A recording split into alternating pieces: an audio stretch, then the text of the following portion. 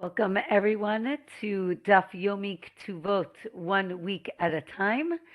This is our fifth class, and today we are going to be reviewing Daf 28 through 34. We are going to be finishing the second chapter in this Masechet, and then we are going to be beginning the third chapter, where again we will be learning some more fundamental topics. As I mentioned, I think I mentioned at the beginning of the Masechet,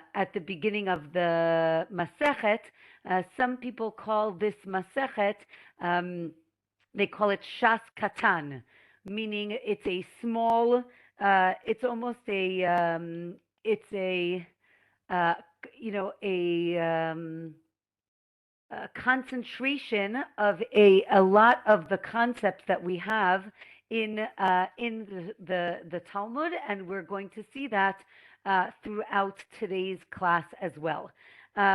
Okay, we're going to actually begin on Daf 27. At the bottom, there's a Mishnah. And the Mishnah, again, we last week we were talking about when people are believed in their testimony, and we were talking about a city that was overrun, and we assumed that the women were raped and then could not go back to their husbands if their husbands were priests, if they were Kohanim. And the Mishnah tells us at the bottom of 27, if a man, the Mishnah gives us a case that a man swore that he was with his wife the whole time that an invading army was in their city, showing that she was not raped. And the Mishnah tells us that he's not believed because, interesting, the reason that's given in the Mishnah is a person is not allowed to testify on their own behalf, meaning he's giving testimony that his wife would be permitted to him. Therefore, that's not really reliable testimony because he is involved in the case. The Gemara tells us they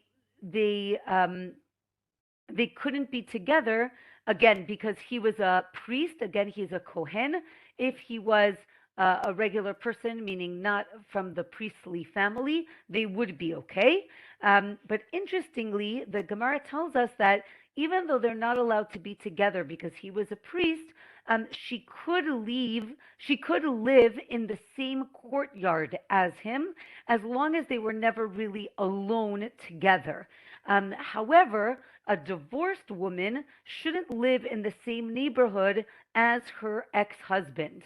So this is the Gemara is giving us either advice or halacha, which is just interesting to understand. And basically, we're concerned that there might be impropriety, and therefore, once a couple gets divorced, they shouldn't live in close proximity to each other. The top of Daf 28, the Gemara tells us that what if she owns the courtyard? So then he needs to move, right? Again, if they get divorced, he needs to move if she's the one who owns the courtyard. Otherwise, she needs to move, which is an interesting idea in terms of the fact that they can't be together. So then who needs to go? What if they both own the courtyard, meaning where they live, or are both renting? Then again, she needs to move. And the reason that the Gemara gives us is because it'll be less of a hardship for her to be able to relocate, which is an interesting, again, idea. I'm not sure how accurate that would be nowadays, but it seems that it was accurate in the time of the Gemara. Right. The Gemara continues giving more advice in terms of after they get divorced. If, let's say, he owed her money, she should not go and try to collect it. She should actually get someone else, an intermediary, to go and collect it. Again, we're trying to create some distance between the husband, the husband and the ex-wife. Okay, the next Mishnah tells us a person is believed to give testimony as an adult about something that they saw when they were a child. Now, if you remember, we talked a little bit about testimony. We know that a witness needs to be an adult, right? Testimony from a child is problematic. And the Gemara now tells us, the Mishnah tells us that a person who's an adult can give testimony about something that they recall from the past, meaning even if they're testifying about something that happened when they were a child. And then the Mishnah lists different examples of what this testimony could be about. It could be about the signature of their father or their teacher or their brother, right? Even if they only saw it when they were minors, they could give testimony later on when they are adults.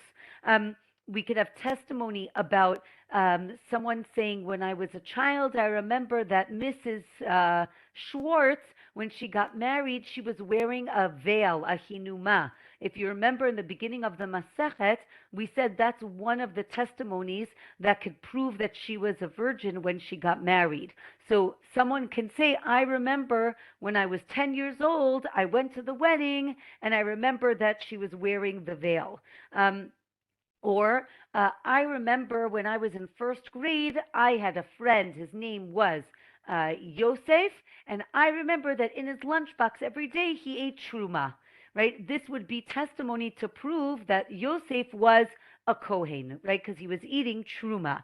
Or that I remember walking every day to school and passing this field where they buried a dead body. They buried a body in this field. If you remember, we had this concept in Hebrew, it was called a Beit Hapras, and it means a field where there used to be a grave, but there's no marker anymore, and we don't know where the grave is anymore.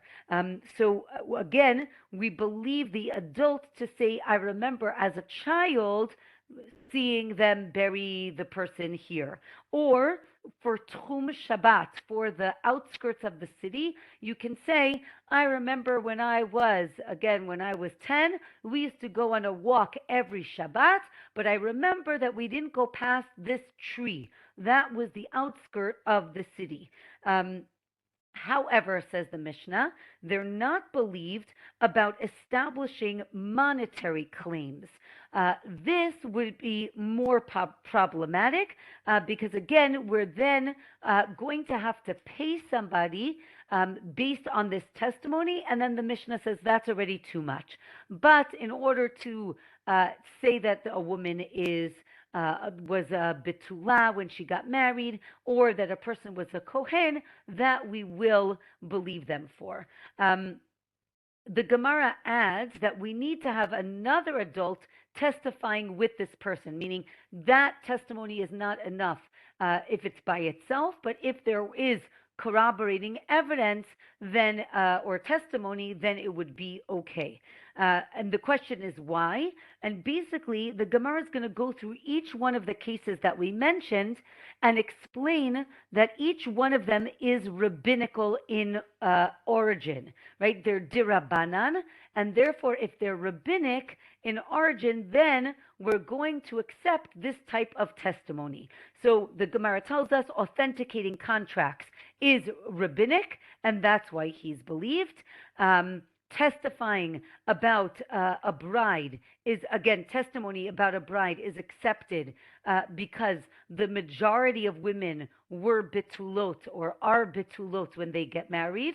I'm not gonna bring up if that's true nowadays. I'm not sure, but it's interesting to think about. Testimony of the boy leaving school to go to the mikvah to eat truma.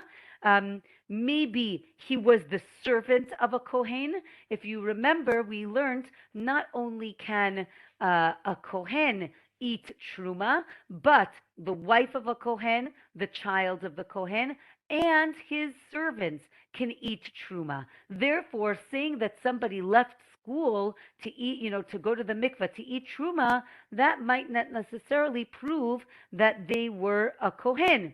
And the Gemara says, wait a minute, why would the servant boy be in school? Servants don't go to school. And from here, we get into a whole conversation about, are you allowed to to teach your servant Torah?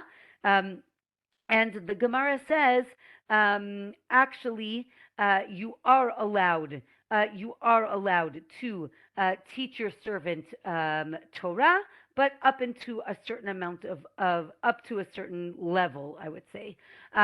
What about if it's they remember that they got grain at the granary? Again, remember, truma is separated at the storehouse. So maybe they went to go get this grain. So maybe that's proof that the person is a kohen. The Gemara says no. Again, maybe it's a slave, and the Gemara tells us there's a machloket in certain cities.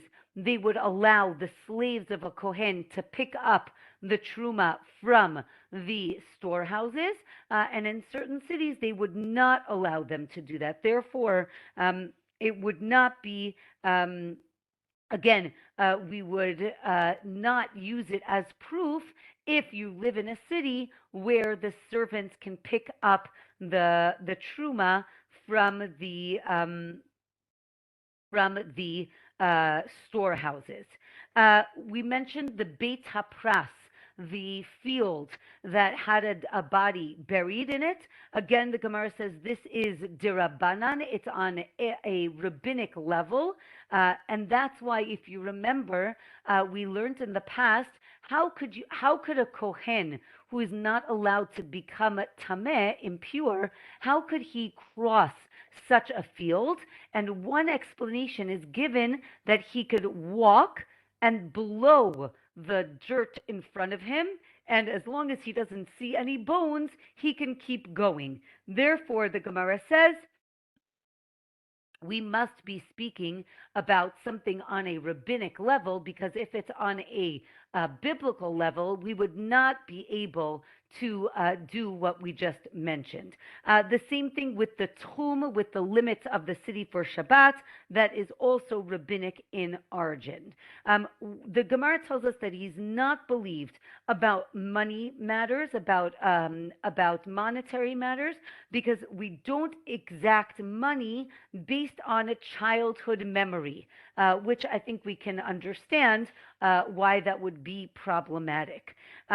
We do not accept testimony of a non-Jew who converted, or a slave who was freed, meaning, again, to give testimony about something that they saw in the past. Some say that they are believed because, again, what's the issue? We're concerned that maybe they weren't so careful to remember the exact details. But the Gemara says maybe this person knew that they wanted to convert, so that they were very precise about their observation, and therefore their testimony would be accepted, and therefore it would be okay. Okay. There is a fascinating story at the end of this perek, where this person remembers how what did they do? One brother. There were two brothers, or a few brothers. One brother married a woman who was unfit for their family. So the rest of the family they did something called ktsatsa.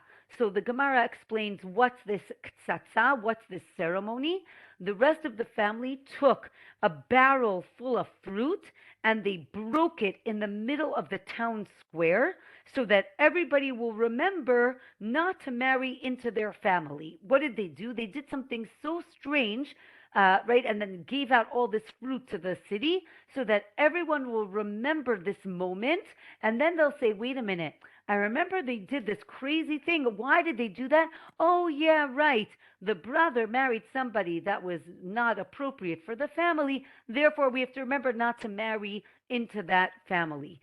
So, since we're talking about memory and how to extend that memory, this is one way to do it. I don't know if I would advise this sort of ceremony, but it is an interesting story. And with that, we finish the second chapter of Masechet Ketuvot. Okay, from here, Daf 29, we are going to be discussing. I think I will say that it is sensitive material.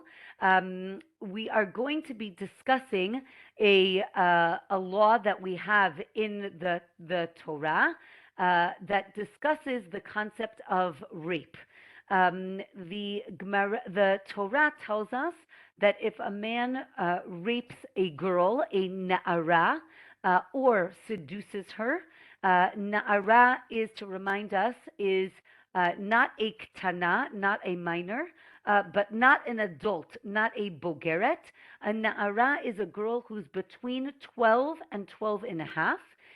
And if a man rapes this girl, he needs to pay a fine of 50 shekel to her father, um, and marry her. And the Torah talks more about what has to be done and exactly the parameters of this discussion. This is going to lead us to a wider discussion about fines or monetary payment for a transgression versus, I guess, what we'll call corporal punishment, either lashes or death, execution, and things like that. And we're going to talk about that. So, our Mishnah on Daf 29. Now, okay, one more thing that I want to say. The conversation that we're going to have is going to be, I guess I would say, very technical, very dry. And Rav Johnny Solomon, I don't know if you're familiar with him. He has a wonderful post generally every day on Daf Yomi on Facebook. He wrote that it's really important to recognize that when we're learning Gemara, it's not enough to just read the words on the page, not just the Mishnah and not just the Gemara, but to understand that there's a lot more depth here that we're not always going to get when especially when we're doing Daf Yomi and we're reading it very quickly. So it is very important for us to understand that in no way is the Torah or the rabbis in the Mishnah or the Gemara saying that it is okay to rape or seduce women. That is absolutely not the idea here. We are going to talk about, as I mentioned, the technicalities in terms of what this person is liable for, what they're exempt for. There isn't a discussion about how terrible it is, and I think it's just important to understand that it is terrible. And nobody is saying that in any way is saying that it is okay or, let's just move on. That is not the case. So it was just important for me to explain that. And okay, with that, we are going to begin. Okay, so the Mishnah tells us on Daf 29, if a man violates a na'ara, as I mentioned, he needs to pay her father a fine. What if, so the Mishnah continues, if he violates a woman who is, or a girl, a na'ara, who is a mamzeret, right? She is the product of a forbidden relationship, or a netina. She's from the Givonim, the nation that kind of got in trouble in the times of the Navi, of the prophet, or a kutit, another woman from another nation that converted, and if or a woman who was released from captivity, or a convert, or a freed slave if they were younger than 3. All of these women are seen as bitulot, as virgins, and therefore he needs to pay the fine. Even though the Gemara is going to explain in a minute, these women are not free to marry whoever they want. Um, Important to understand again, right? They the Mishnah is telling us, even though they're not allowed to marry whoever they want, there is a fine if they are violated by this man. Um, if he violated a woman who is prohibited to him, right, one of the prohibited relationships, he also needs to pay a fine. We're going to explain why this is a unique statement, because, right, and the Mishnah tells us, right, even though he is liable for karet, meaning he is liable for death in the hands of God, he still needs to pay this fine, and we'll see why that is important to say in a minute. Okay, the Gemara tells us, even though, as I mentioned, even though these women cannot marry into Israel, he still needs to pay the fine. And as I mentioned, this fine is for a na'ara. Again, if he violates a woman a girl who's under 12, there's no fine. If she's between 12 and 12 and a half, there is a fine. However, the sages say if she's between 3 and 12 and a half, there is a fine, meaning it doesn't matter as long as she's under 12 and a half, there is a monetary fine that he needs to pay.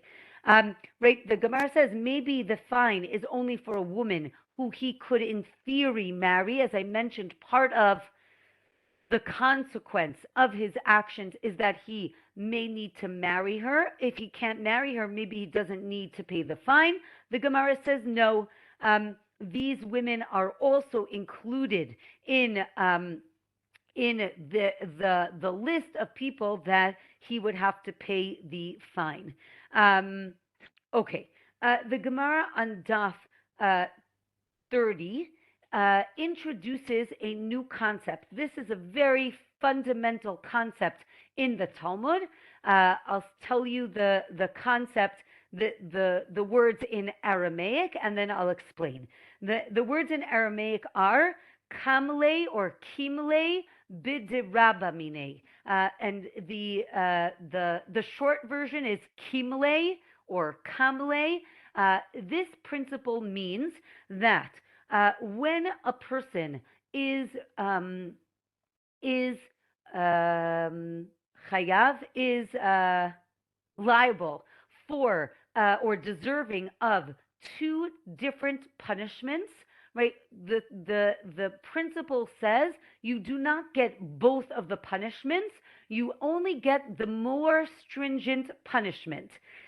Okay, so that is what's called kamle or kimle, and that is an important concept. That's going to be our topic for the rest of tonight's class, because we're going to try to understand when this person who is now liable, first of all, for sleeping with a woman he was not allowed to be with. Let's say he slept with someone he's really not allowed to be with.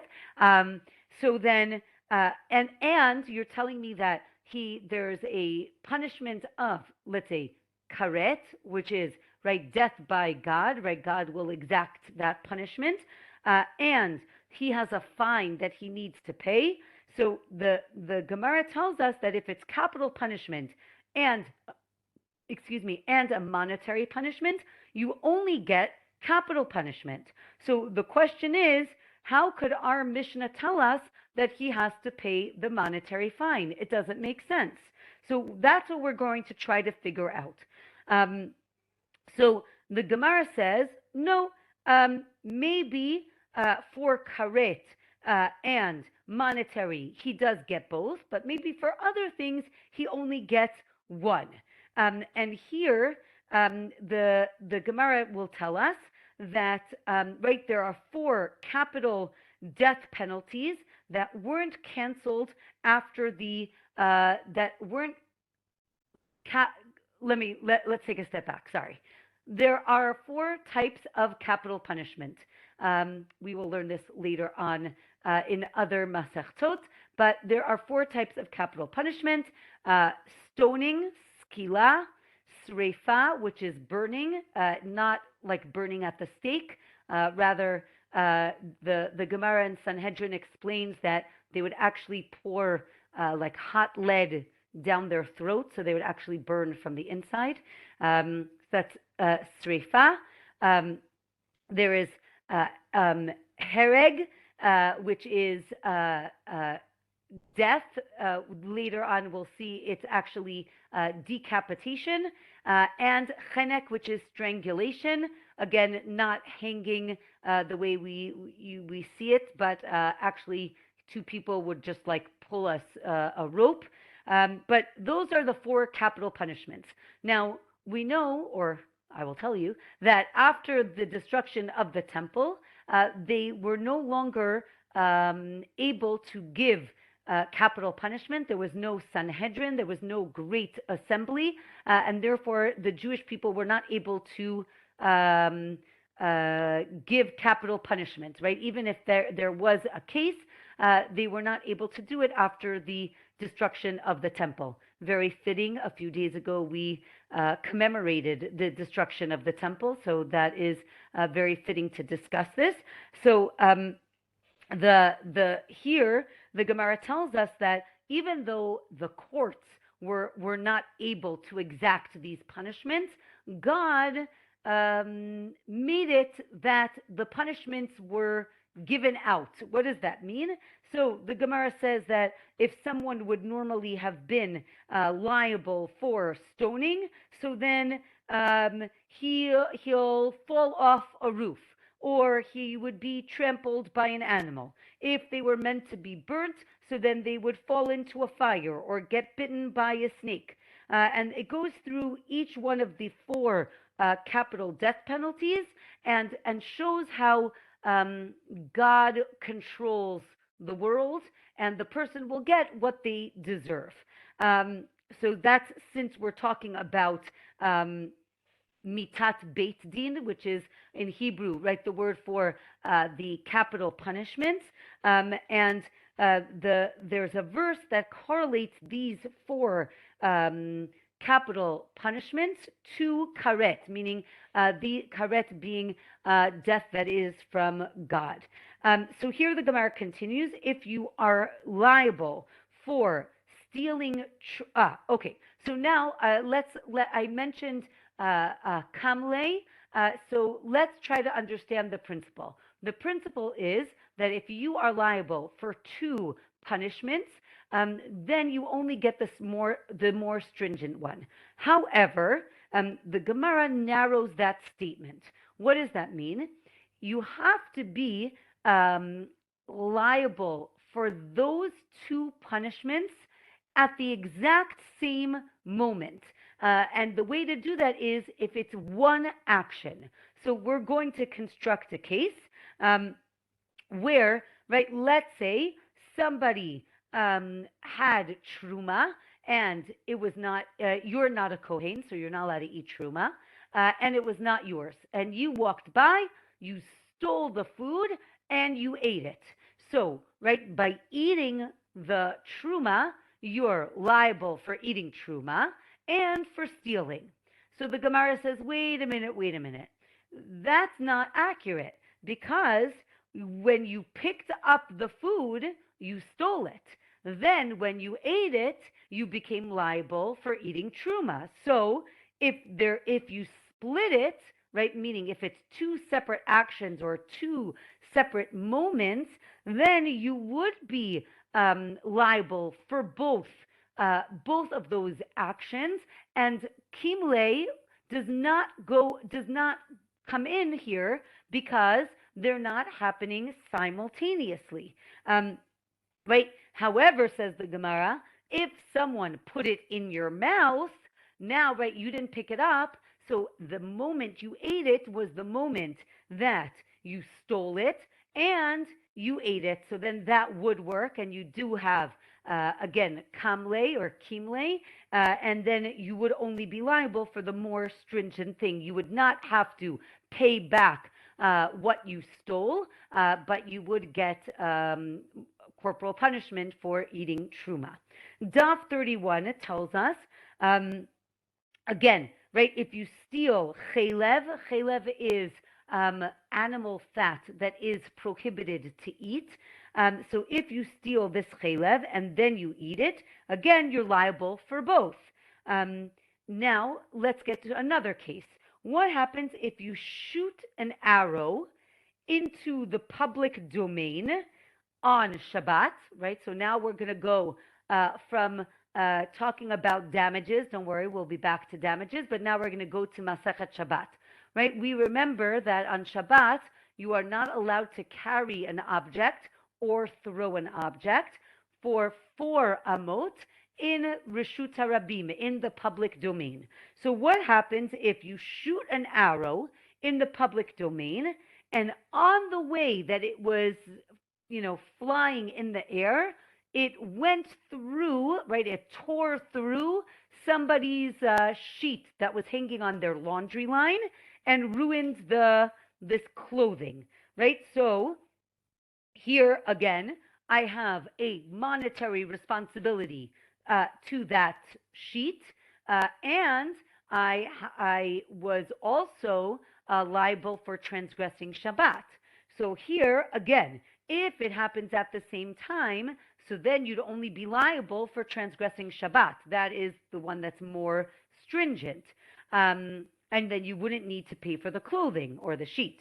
But again, with eating, when we go back to the chelev case, with eating, you can eat without picking it up, right? Again, I don't have to pick it up. Someone can put it in my mouth, and therefore maybe it's different. Now, again, the what about, and here the Gemara is going to talk about, first of all, the concept of carrying on Shabbat. If you remember, there are 2 parts to carrying. There's what was called akira, right, lifting something up, and then you take it to another area, and then you put it down, hanacha, right? So those 2 actions complete the idea of carrying. So the Gemara says, well, maybe there's a difference with an arrow, right? When you shoot an arrow, I can't bring it back. But what about walking in public on Shabbat with a knife, right? That's different than your arrow because I can always stop, and that would be different. What about stealing a wallet on Shabbat? Okay, so now here's the case. First, we're going to say you lift it up and then you walked out of the house. So then you would need to pay back the money that you stole, and you are liable for transgressing Shabbat. You took something from the private domain to the public domain. But, right, so the Gemara says you are liable for both of them because they didn't happen at the same time, right? When you pick it up, so now you stole it, and then when you take it outside, you are transgressing Shabbat. But the Gemara says, well, that might not necessarily be true because when do we really say that something is stolen, right? If I pick up something in your house, I haven't really stolen it yet. So the Gemara says, okay, what if I dragged it out of the house, right? I never picked it up. I dragged it out of the house. That seems to be that the moment I get it out, I stole it, and I'm carrying. So the Gemara says, you're right. In that case, you don't need to pay back what you stole because you transgressed Shabbat at the same exact time, and that's the one that you're going to be punished for. So again, the Gemara says, if you move something from one side of your house to another side of the house, and then, right, so you picked it up, you're like, oh, I think I'm going to put this chair on the other side of the house. And then you're like, oh, actually, no, I don't need this chair in the house. I'll just take it outside. So the Gemara tells us that very uniquely in the case of Shabbat, you're not liable for hotza'ah, for taking it outside, because when you picked it up at the beginning of the action, you didn't have intent to take it outside. And therefore, you are not liable for that action, right? So again, as we mentioned, hotza'ah needs picking it up and putting it down. And the Gemara is telling us here, I need intent to take it out when I picked it up in the first place. What happens if I stop in the middle of carrying the wallet out? The Gemara tells us that's seen as putting it down, even though I didn't put it down, right? If I'm walking, and I stop, that's seen as putting it down. So that's just an important idea. If any of you live in a place that does not have an Eruv on Shabbat, it's important to understand that if, let's say, you feel, oh no, I have something in my pocket, as long as you keep walking, the best thing to do is to turn around, go home, and put it back in your house, right? Not stop and tip it out and put it down, right? That would actually show that you carried it outside. If you continue walking and put it back inside, that would actually be okay. Another opinion, however, is, and this is a minority opinion, Ben Azai says that walking is seen as standing. So every time you take a step, it's as if you stopped. That would be very problematic for our case here. However, if you throw it, you'd be exempt because, again, it's not picking up and putting down. Okay, what if he takes the wallet to the public domain? Again, we said it's a problem of carrying it. Excuse me. Second.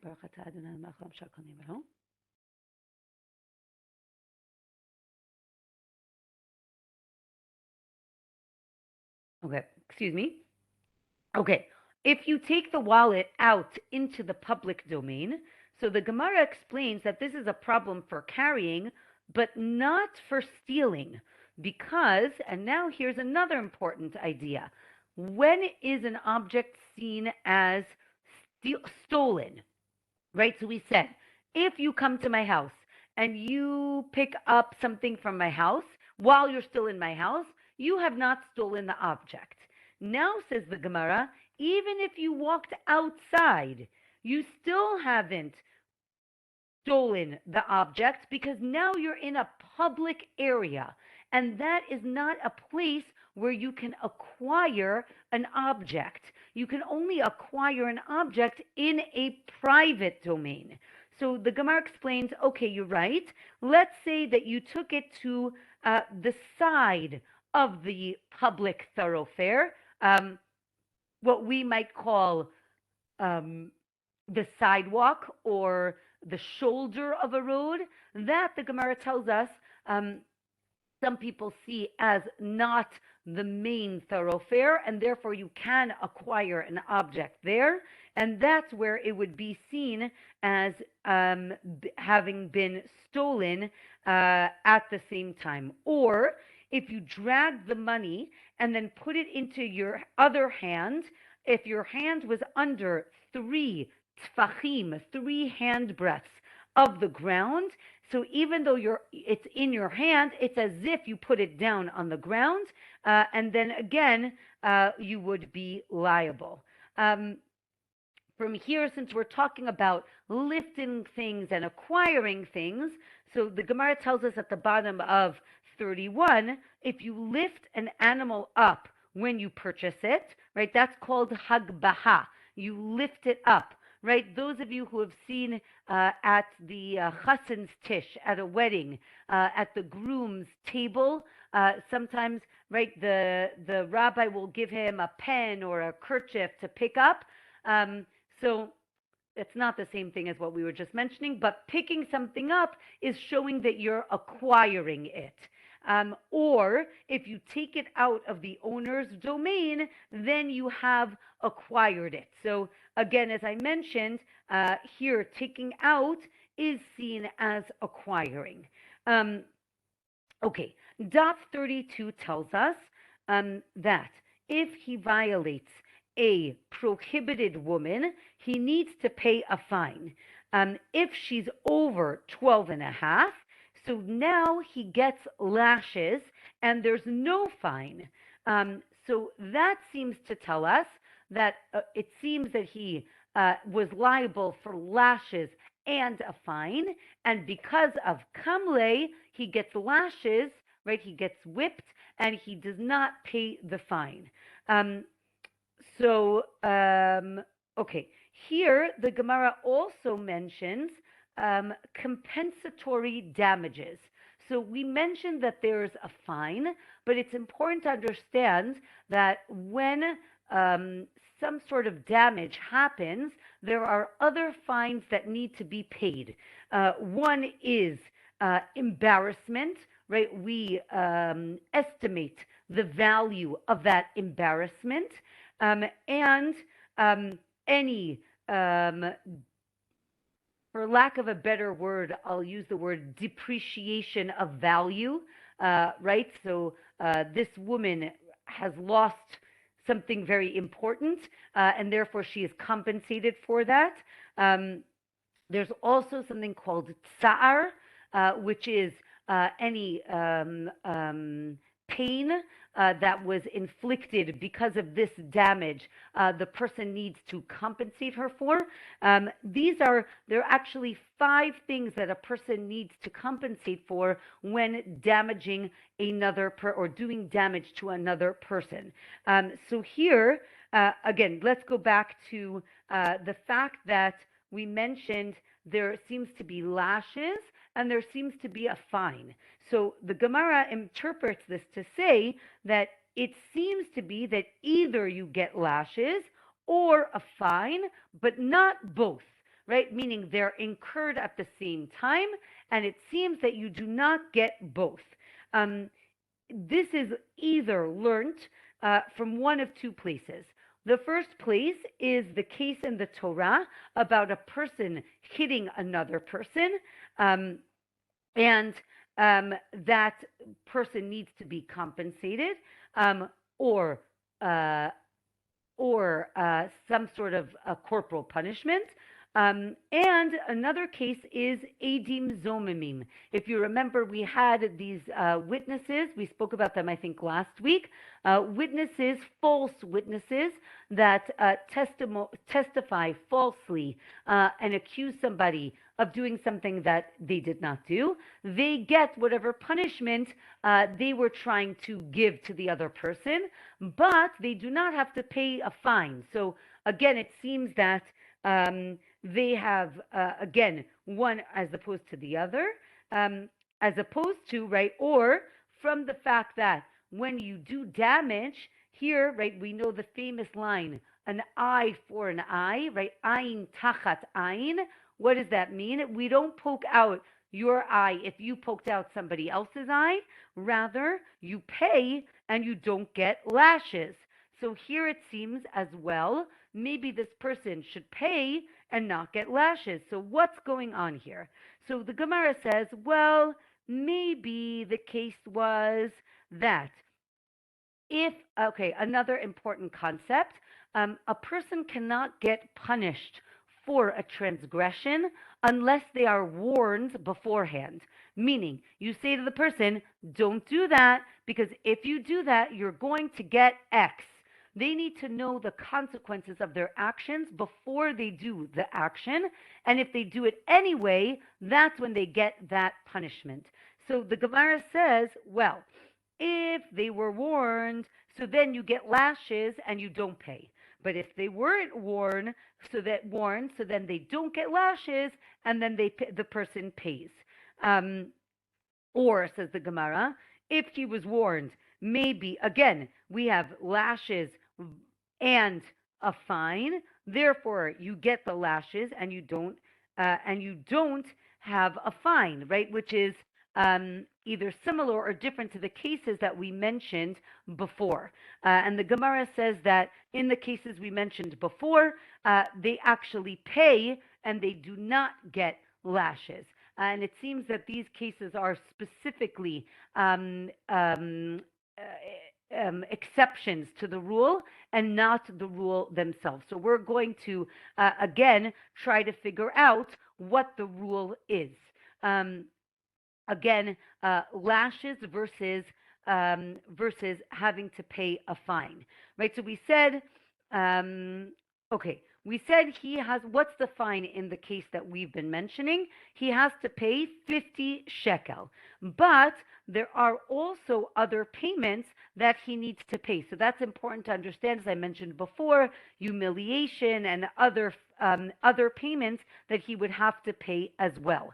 Um, Edim Zomamin, again, back to our false witnesses, they cannot get warned because it just doesn't work that way, right? How do I say, you better not give false testimony, so then they're not going to testify, or they might come another time.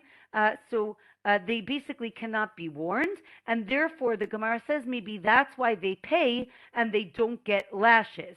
Um, right? Because again, we said we can't warn them a few days before because we never know when they're going to come, and we can't do it after they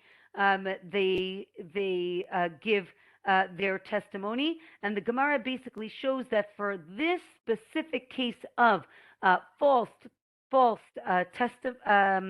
false witnesses, they do not need a warning, and they could even get killed for what they did, right? It's so severe that the Gemara says even without a warning, they can get the most severe punishment. However, when we talked about someone hitting another person, they pay and they don't get lashes. So again, let's try to figure out what's going on. So the Gemara gives us the case, right? If two people are trying to kill each other, right? They're fighting and they're trying to kill each other, but one of them ends up hitting a pregnant woman. If he kills her, again by accident, then he should get killed. Um, if he made her miscarry, he has to pay a value, even though we all know that would be priceless. There still is a monetary fine, and the person does not get lashes. So again, we have a fine versus lashes, and here we see they pay the fine and they don't get lashes. If you're warned for something stringent, okay, another concept, right? We said that in order to get punished, you need to be warned. What if I warned you for something very stringent, very chamur, very stringent? So the Gemara says that it's like you were warned for something lenient as well. And therefore, if you only got warning for something strict, you still are seen as having had warning for something more lenient. Here the Gemara says, remember we've been saying with kamle, you get the more stringent punishment. We're assuming lashes are more stringent than paying. That seems reasonable. The Gemara says, what if you have lashes or death? What's more severe? And the Gemara says maybe lashes are more severe than death. Right? And the Gemara says that's not true, but it could if the lashes were unlimited, right? It's also important to know in the Jewish court, as I mentioned, I keep using the word lashes. It's important to understand. In a Jewish court, if somebody is liable for lashes to get whipped, the maximum number the Torah allows, or the rabbis allowed, is 39 lashes. And the Gemara says that you do not go that far. You do whatever the person can handle and not more. However, says the Gemara, in a non-Jewish court, you never know when they're going to stop, and therefore it could be seen that lashes are more severe than death even. Okay. Here, Rabbi Meir says that if we have lashes and payment, that you should get both. And from now, we're going to introduce another concept. Another concept is the Torah tells us that if somebody steals an item, they need to return it. To repent, they need to return it and pay back double what they stole, right? Kefel, it's called double. If a person steals a goat or a cow, uh, and then they shecht it, right? They kill it. So then they not only have to compensate for the original value, but they have to pay back 4 or 5 times the value of that animal. Meaning, for a goat, it's 4 times; for a cow, it's 5 times. Um, this is the term that's coined is ganav v'tavach. Ganav means you stole it, and tavach means you shechted it, you slaughtered it. So now let's go back to our case of kamle bidirabamine, our case of simultaneously incurring two penalties.